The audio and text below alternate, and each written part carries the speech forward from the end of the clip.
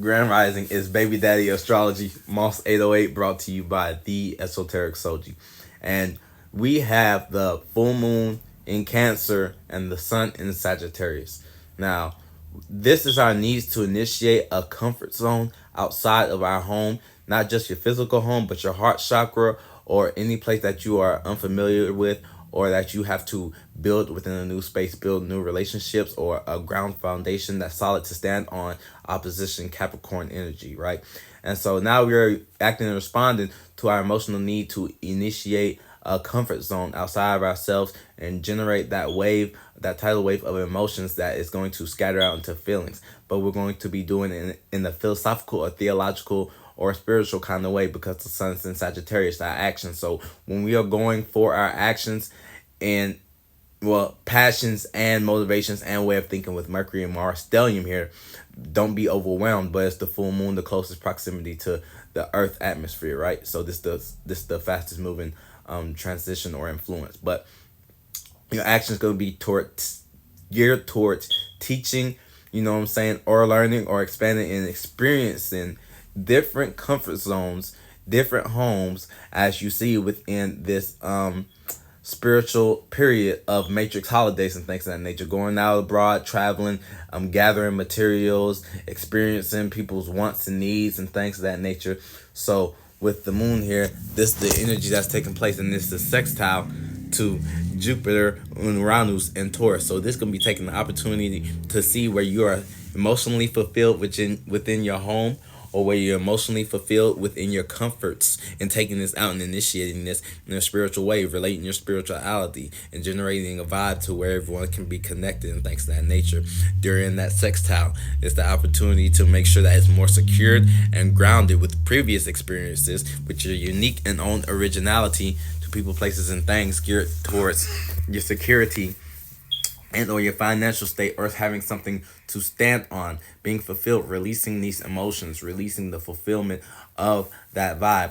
Now we also have the moon sextiling Neptune and Pisces. This is the gift of, like I said, initiating a home or just being in that space and confronting your feelings and pushing them out towards your dreams, imaginations, and illusions, bringing familiarity and comfort and a homely space to your delusions. That way you can possibly anchor down your delusions and not be too lost into your own world still, that you can go back to your comfort zone, to your heart chakra, and be closer in proximity to the groundedness that is Cancer, as it is hunkered down. It is at the not deep in the void like Scorpio, undiscovered energies, but it is, having a settlement, having a home like a crab, having its shell on its exterior as it moves through its energies and waters and experiencing them, therefore taking initiative and things of that nature.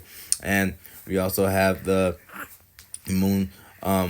We got a grand square in the sky now at this point, because the moon's going to be squaring Venus in Libra. So whereas, you're just getting comfort in your home for your moon and your emotions, a new emotion, a new strong emotion to generate feelings, to see where it's going to go, where it's going to lead, and what new comfort zones and voids you can feel.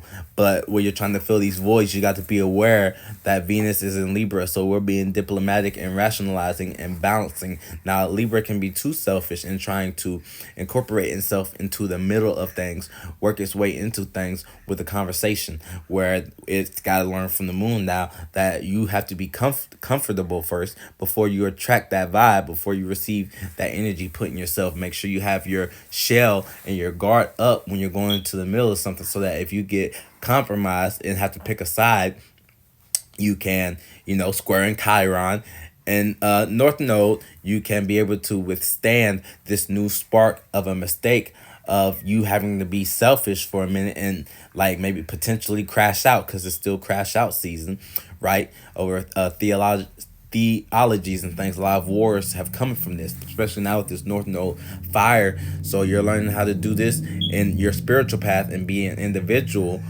while you're sitting back and looking at these comfort zones, with Pluto still going direct in Capricorn, where we're all learning that the foundation and transforming the foundation, transforming how we add our emotions to this hard, dry earth, because the accumulation of feelings and emotions creates the groundedness.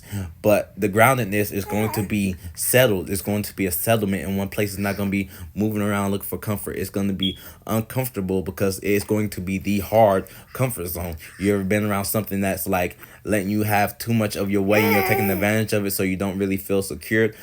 Capricorn, I think Cap was, yeah, that trine, you know what I'm saying, between Jupiter and Uranus, your pathway of experiencing your originality based off what you have in your surroundings and your proximity that you have accumulated, you know what I'm saying, and not just waiting to see how other people have certain things going on before you interact with them. So that's where that Capricorn trine's coming in.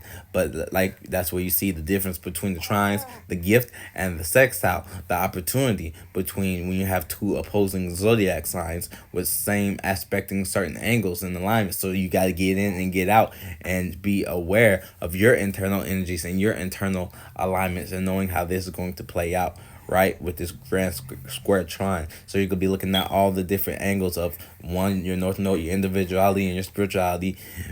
Two, Venus, how you compromise and relate by having a conversation and being diplomatic. Not everything can be used that way, so you got to format your energy, your modality, your initiative, Capricorn, Aries, and Cancer, to adjust to each of the different aspects. And this, the moon being to the closest proximity of these things. So everything is going to look like you're being comforted, you're fulfilled in comfort, but in the grand scheme of things, when it moves out of that comfort zone, you're still going to be left standing with, what did you learn?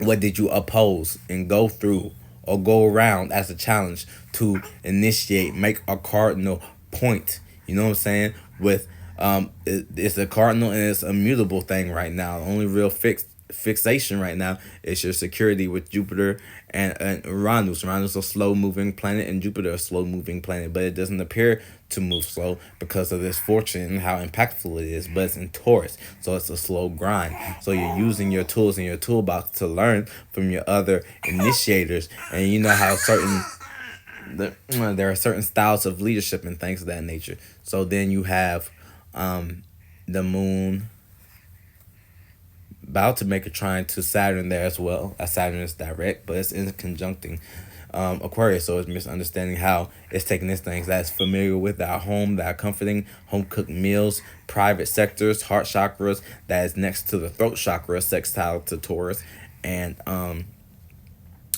not really any solar plexus sign out there like Leo right now, but the opposite of the solar plexus, the associations and networks. You know what I'm saying? Attaching your thoughts and ideas and seeing the comparison and the contrasting, but not getting too comfortable. See, as me personally, I have Cancer in the 11th house of Aquarius, which was debilitated all my life. So I've been thinking. That it was me, but really it's a debilitation and trying to bring comfort and home to things that aren't going to be standing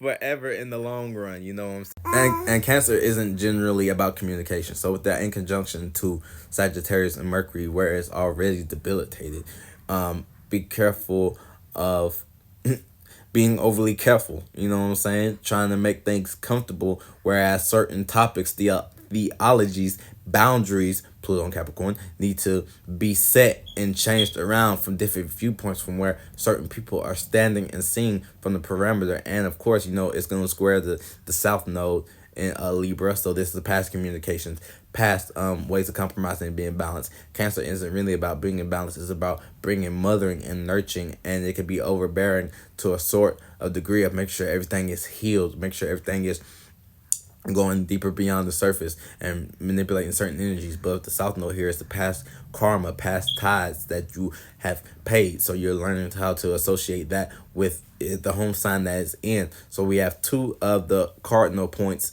in their home signs at this moment, especially with the fulfillment of the moon. So you're still going to experience and be aware of that square with wanting to going out and compromise and love matters and love ventures. And Sagittarius is about experiencing these things, and it can be flirty too, flirtatious. So this is the energy to be mindful of. So thank you for tuning in, and y'all have a great full moon evening. Say bye.